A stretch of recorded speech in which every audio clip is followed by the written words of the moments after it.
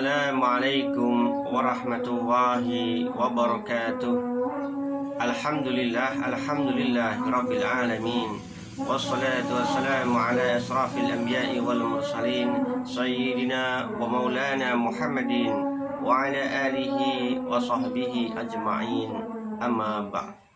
Alhamdulillah, tentunya rasa syukur kita ucapkan kepada Allah Subhanahu wa ta'ala dengan limpahan nikmatnya, sehingga kita bisa melaksanakan kewajiban-kewajiban kita terhadap Allah Subhanahu wa ta'ala sebagai hambanya, dan tentunya kita bisa melakukan tugas-tugas kita sesama manusia sebagai sarana hablum minan nas. Salam serta salawat kepada baginda kita Nabi Muhammad sallallahu alaihi wasallam, karena dengan bimbingan beliau, suri tauladan beliau, yang insya Allah kita akan menjadi umat beliau Nabi Muhammad sallallahu alaihi wasallam, umat yang rahmatan lil alamin. Dan tentunya cita-cita kita semua yang insya Allah dengan jasa beliau, dengan bimbingan beliau, dengan suri tauladan beliau, kita akan bersama-sama menjadi hamba Allah yang husnul khatimah. Amin amin ya rabbal alamin. Tidak lupa tentunya takdim saya, hormat saya, salam saya sampaikan kepada para kiai, para habib, para gus, para ustadz ataupun ustadzah, para guru agama dimanapun berada, baik yang ada di seluruh pelosok negeri ataupun yang ada di kota-kota di seluruh Nusantara. Semoga dengan bimbingan beliau, ilmu beliau, kita akan menjadi umat Nabi Muhammad sallallahu alaihi wasallam, umat yang rahmatan lil alamin, dan menjadi hamba Allah yang husnul khatimah. Saudaraku semua dimanapun berada dan yang saya muliakan, mohon maaf saya apabila apa yang saya sampaikan, apa yang saya kisahkan, saya ceritakan kurang berkenan. Mohon maaf saya jika ada saya salah berbicara di channel Mutiara Malam ini. Besar harapan saya secara pribadi, dengan kerendahan hati saya yang paling dalam, saya mohon bimbingan, mohon saran, mohon kritikan, sehingga nantinya saya akan lebih baik daripada hari ini, akan lebih bermanfaat daripada hari ini, dan itu harapan saya. Saudaraku semua dimanapun berada dan yang saya muliakan, pada kesempatan yang pertama saya bercerita tentang kisah mimpi saya dengan ulama besar Kiai Haji Maimun Zubair. Pada kesempatan kali ini izinkan saya menyampaikan kisah nyata mimpi saya yang saya alami bersama ulama besar juga, yang tentunya kita semua sudah kenal, karena yang hari ini saya sampaikan merupakan Kiai Haji, tokoh besar kita yang kita taklimi, yang kita hormati, yang kita sayangi. Beliau adalah Kiai Haji Abdurrahman Wahid, ataupun sering orang memanggil beliau dengan kata Gus Dur.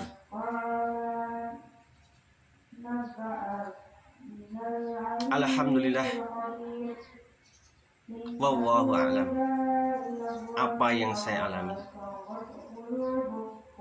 Jadi setelah 2 minggu saya bermimpi dengan Kiai Haji Maimun Zubair.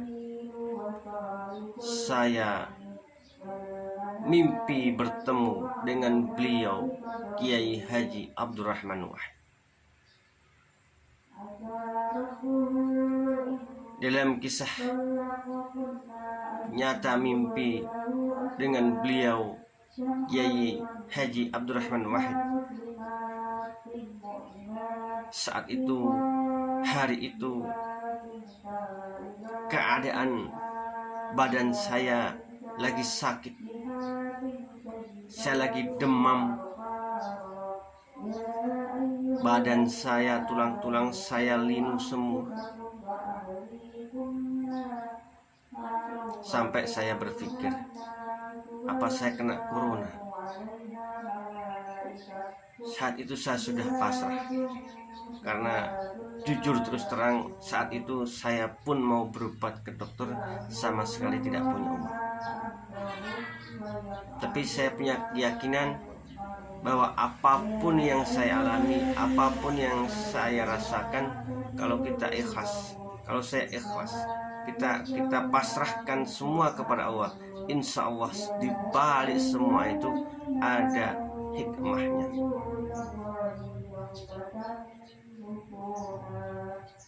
Saudaraku semua dimanapun berada dan sayang saya muliakan, malam itu saya bermimpi ketemu beliau. Beliau hanya berucap, "Woco iki," kalau dalam bahasa Indonesianya bacao ini. Saat itu saya heran, kok beliau ulama besar ini bener enggak nemuin saya? Pikiran saya waktu mimpi itu,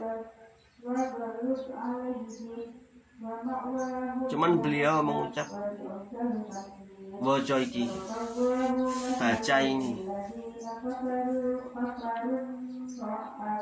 Dalam mimpi itu saya betul-betul melihat tulisan Arab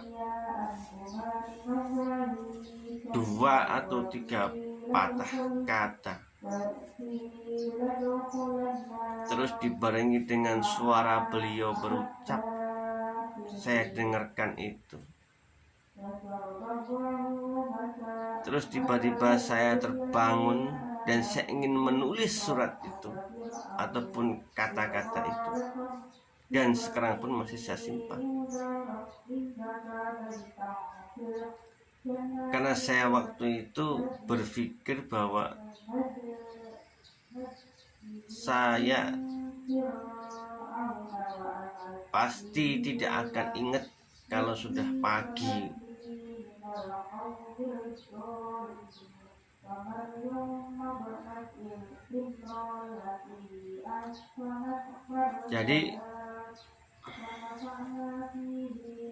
Jadi waktu itu beliau berucap, "Woco iki," bacalah ini. Saya melihat betul beliau mengucapkan 2-3 patah kata bahasa Arab, dan saya melihat betul dalam mimpi itu tulisan Arab tapi gundul, tapi beliau membacakan jelas kayak seperti ada harokatnya. baca lagi, baca aja ini kalau dalam bahasa Indonesia. Nah, singkat cerita, setelah itu dalam kebingungan saya dengan tanda-tanya saya yang besar dalam mimpi itu, iki tenan enggak gitu. Ini betul enggak beliau? Masa sih gitu? Dalam mimpi itu bingung saya.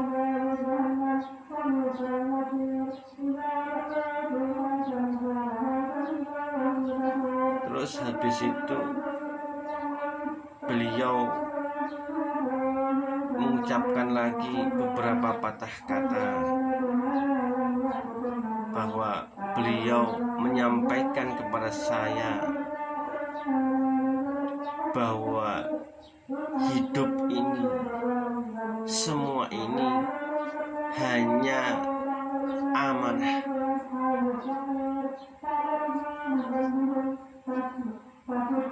Jadi apapun fungsi kita hidup di dunia ini, semua amanah, baik itu umur atau usia kita, itu juga amanah yang harus kita maksimalkan semaksimal mungkin, sehingga kita menjadi hamba Allah yang husnul khotimah di kemudian hari nanti. Kalau kita punya jabatan, itu juga amanah. Bagaimana kita memanfaatkan jabatan itu sebaik mungkin, sehingga menjadikan kita sebagai hamba Allah yang husnul khotimah.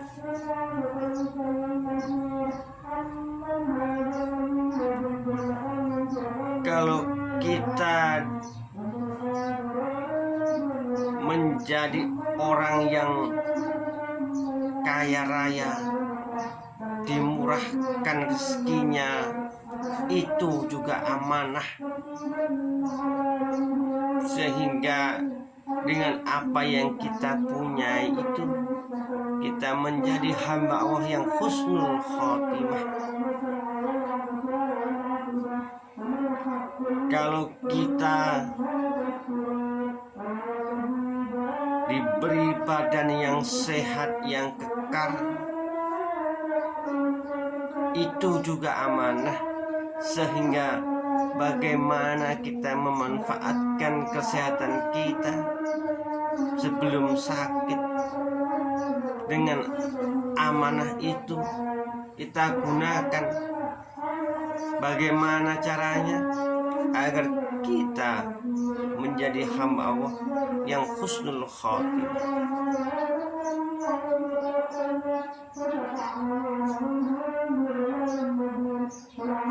Saudaraku semua, dimanapun berada dan yang saya muliakan,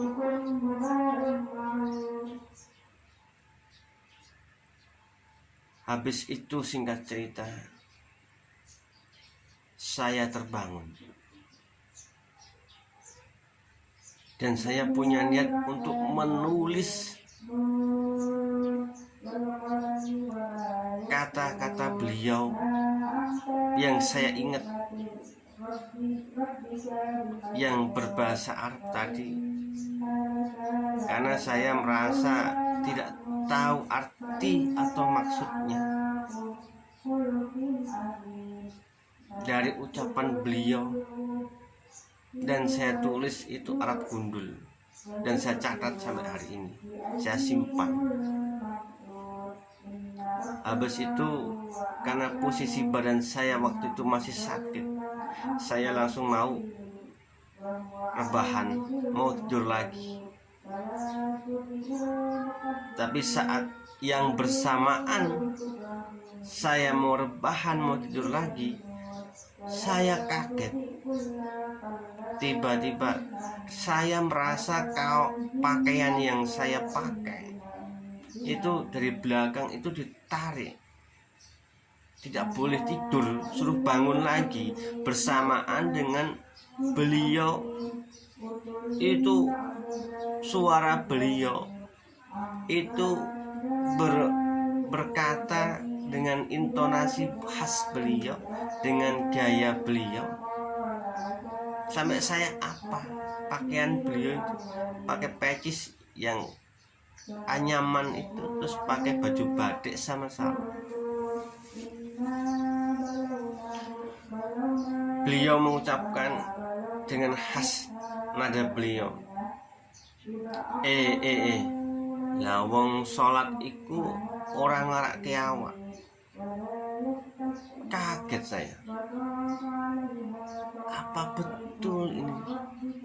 Tapi telinga saya itu masih terngiang. Tidak saya terus ngebayang-bayang itu, bukan. Tapi apa yang saya dengar itu kayak nyata, tapi kok kayak mimpi gitu loh.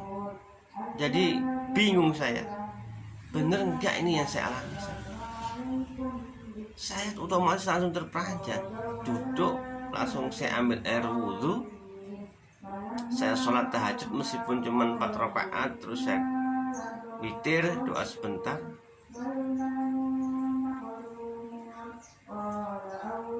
Jadi beliau mengucapkan lawang sholat itu orang lagi awak.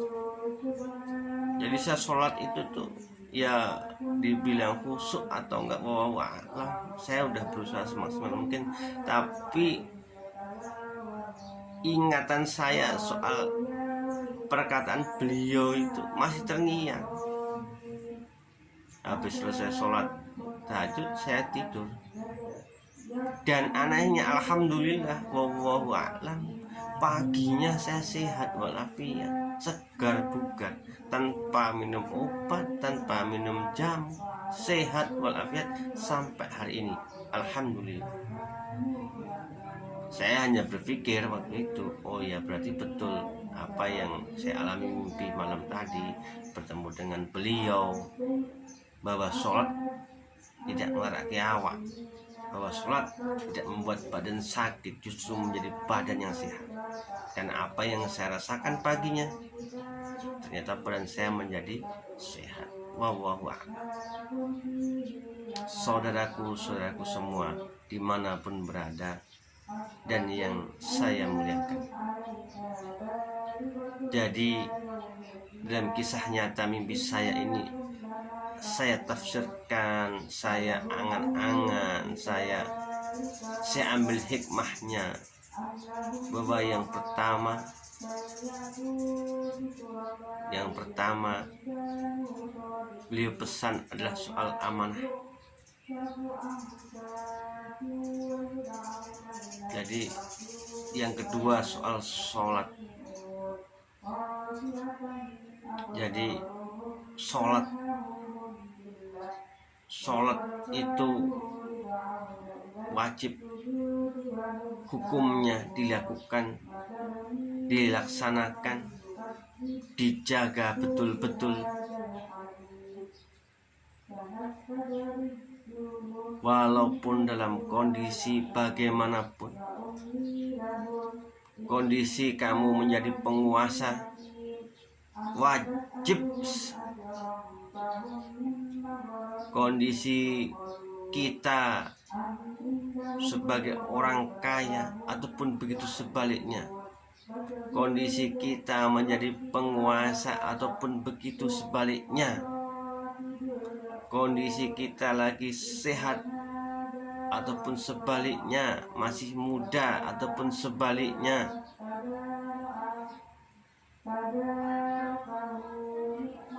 segenting apapun keadaan hidup kita, segalau apapun, kalau dibilang orang sana, keadaan kita, sesusah apapun keadaan kita, sholat wajib dilakukan dan tidak ada kata apapun kecuali kita sebagai hamba Allah wajib melakukan.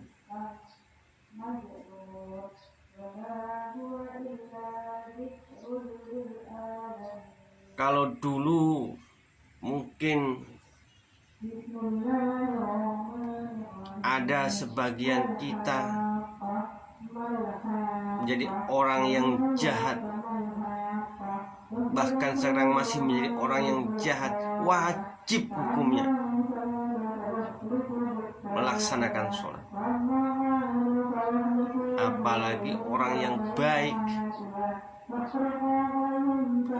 Kalau pekerjaan kita mungkin dulu atau sekarang masih yang berbau haram ataupun tidak sesuai tuntunan Nabi Muhammad SAW ataupun sebagai ketentuan dari hukum Allah Subhanahu wa Ta'ala, wajib hukumnya sholat. Apalagi orang yang sudah diberi pekerjaan yang baik.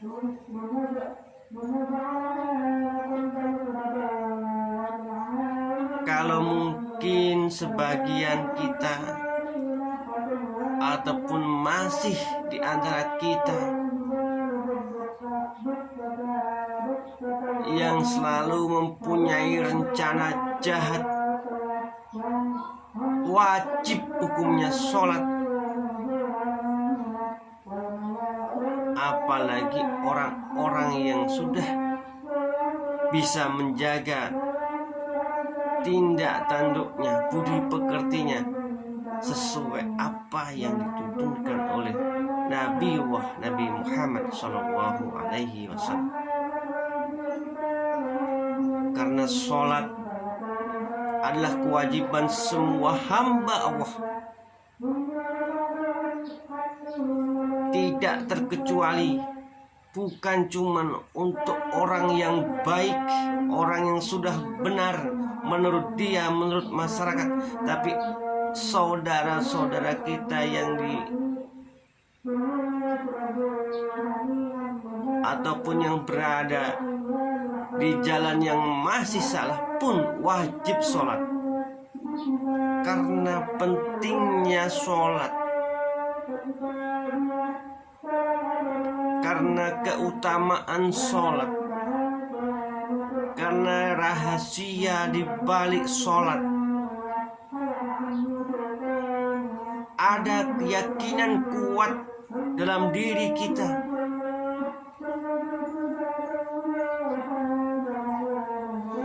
Ada keyakinan yang sangat mendalam dalam diri kita bahwa pengakuan kita sebagai hamba Allah,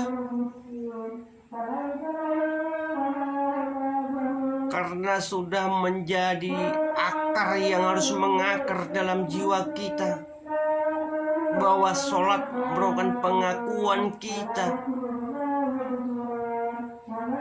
sebagai hamba dan Allah sebagai Tuhan kita yang menciptakan kita, yang menjaga kita. Maka sholat wajib untuk semua hamba Allah, baik yang masih di jalan hitam ataupun masih di jalan yang salah. Apalagi buat orang-orang yang sudah melakukan musafir ataupun yang sudah berada dalam jalan-jalan yang sudah benar. Saudaraku semua yang saya muliakan dimanapun berada, saya pribadi juga masih banyak khilaf dan salah. Saya pribadi juga masih kurang begitu banyak ilmu-ilmu yang belum saya bisa terima. Artinya saya masih perlu banyak belajar. Tapi mari kita bersama-sama, dari apa yang saya alami dalam mimpi ketemu beliau, beliau sangat menganjurkan kepada kita bahwa sholat itu sangatlah penting. Dan semua yang kita punya, semua apa yang kita rasakan di dunia ini semua amanah. Dan beliau berpesan bahwa amanah apa yang di dunia ini, bagaimana kita cara mengelolanya, memanfaatkannya, agar apa yang ada dalam diri kita, kesempatan di dunia ini menjadi diri kita menuju hamba Allah yang husnul khotimah. Saudaraku semua dimanapun berada dan yang saya muliakan, tidak ada kata terlambat, tidak ada kata yang sia-sia ketika kita menuju ke jalan yang benar. Kita ingin meningkatkan ke tingkat yang lebih baik lagi. Ada sebuah saran ataupun pesan yang sangat mendasar untuk diri saya pribadi dan mungkin untuk saudaraku semua yang saya muliakan dimanapun berada. Sekecil apapun, mungkin dipandang seremeh sama orang ataupun masyarakat, apapun itu, sekecil apapun, niat baik kita, seremeh apapun niat baik kita menurut pandangan manusia, kalau hati kita sudah punya niat, lakukan, laksanakan. Meskipun hanya mengangkat satu buah batu kecil di tengah jalan, kalau itu menurut kita bisa melukai kaki orang, ambil dan singkirkan. Itu gambaran. Jadi niat sekecil apapun hati kita, jangan sampai kita tunda, lakukan. Meskipun hanya mengambil satu daun kering yang ada di lantai, yang itu menyebabkan bisa orang jatuh ataupun orang terpeleset, dan apapun itu menurut kita, menurut saudaraku semua, lakukan.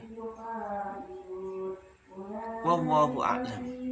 Karena apa yang kita lakukan, sekecil apapun niat baik yang kita lakukan, mudah-mudahan itu bisa membuat atau mendorong, membuka hati kita untuk kita dibuka petunjuk dari Allah agar kita menjadi hamba Allah yang husnul khatimah. Saudaraku semua, mungkin itu yang saya sampaikan kesempatan kali ini dalam kisah nyata channel Mutiara Malam. Semoga sudi kiranya saudaraku semua dimanapun berada dan yang saya muliakan mensubscribe, like and comment channel ini, sehingga saya bisa insya Allah menceritakan lagi pengalaman mimpi saya, kisah-kisah nyata saya dengan apa adanya.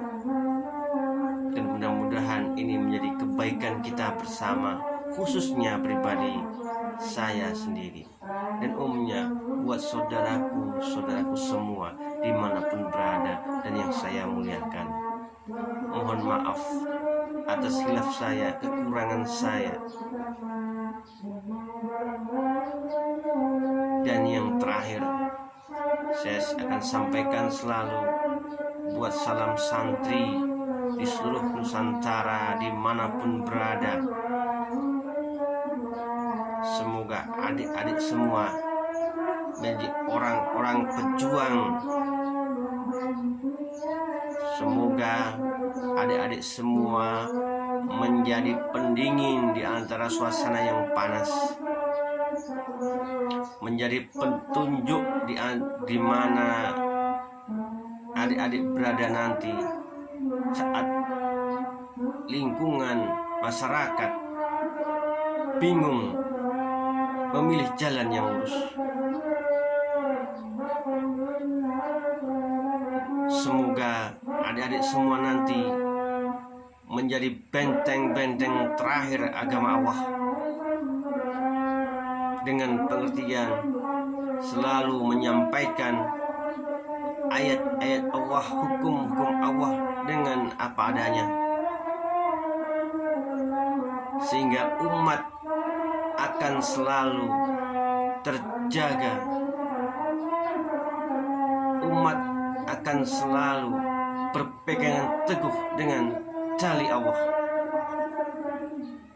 Dan harapan-harapan itulah yang ada di santriwan dan santriwati hari ini, yang begitu gigih, begitu semangat, begitu sabar.